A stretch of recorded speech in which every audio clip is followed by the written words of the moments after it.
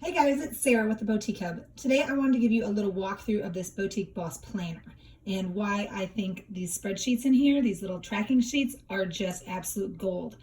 First of all, I want to jump into this monthly daily sales tracking sheet.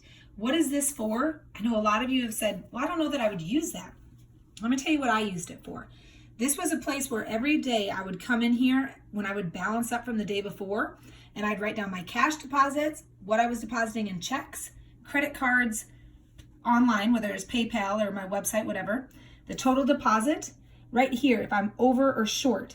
Guys, there's things that happen in your business every day that make you over in the till or short in the till, and you need to find those mistakes right away. This is where you come across, you do the math. Do I match up with what my sales report says I should be depositing or not? That's awesome right there. Find out where you're over or where you're short, what the cause was.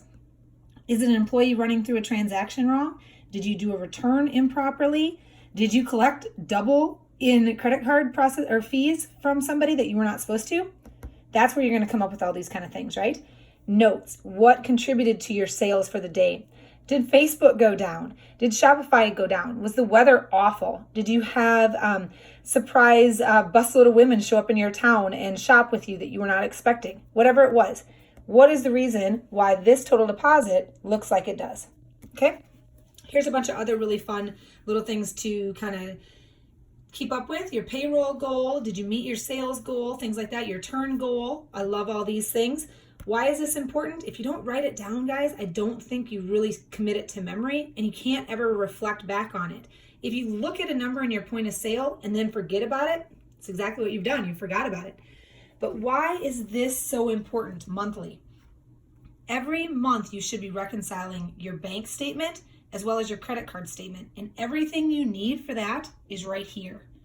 You can go back down through there and look at what your total cash check deposit was, as well as your credit card deposit, and check that off line item by line item in your bank account statement. It makes it so easy to balance everything up at the end of the month. That is very important to make sure QuickBooks or whatever your accounting software is reconciles and matches up with what you are saying you're putting in the bank. Huge. That's why I love these. Every month in the planner, every month you're going to have one of these daily sales reports. So I urge you to fill that out accordingly. Now let's go back closer to the beginning of this planner, and you're going to see some inventory tracking sheets, and you're going to see sales, miscellaneous, social marketing, things like that. Guys, I think these are really important as well, because month by month, you're going to be looking at your sales by month, your current month to date. So you're going to be looking at your expenses, jotting these things down, having these on a P&L and having these things on your balance sheet and pulling them up and looking at them is one thing. But if you don't ever just transpose those numbers, put them in here to reflect on them, you're not really committing them to memory. And honestly, like I said before, you're going to forget about them. Who are your top customers? What's happening weather-wise in your community or in your area that affects your store sales? Event notes. Tell me about the events, or write down in here the events that you did that were awesome. Maybe the ones that you did that didn't work out the best. Staff notes. Did you bring on somebody new at this particular time? How about this? Best promotion. Why is this important? Because when you get your 2020 calendar or planner and you want to look back and think, what did we do last February? I remember February being really good. Come on over here, follow it across, and you should have some lists right there. You should have some information here. This is all going to be filled out to help you best plan your next year going forward. Same with social media marketing.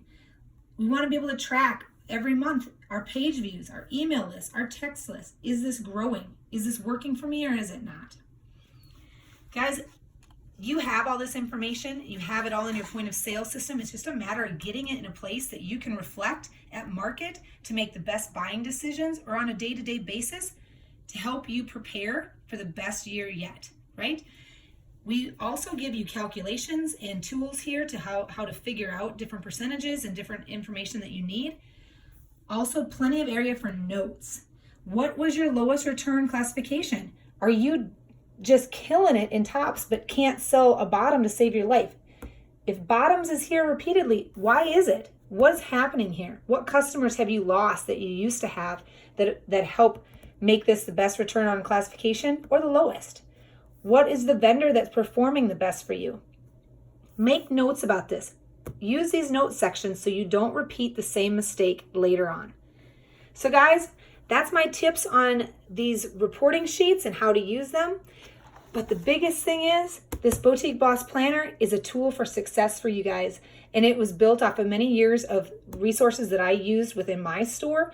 And I kind of called it my Boutique Bible. I carried this around with me everywhere I went. So I hope you utilize it and it helps build your business to be very successful. Thanks, guys.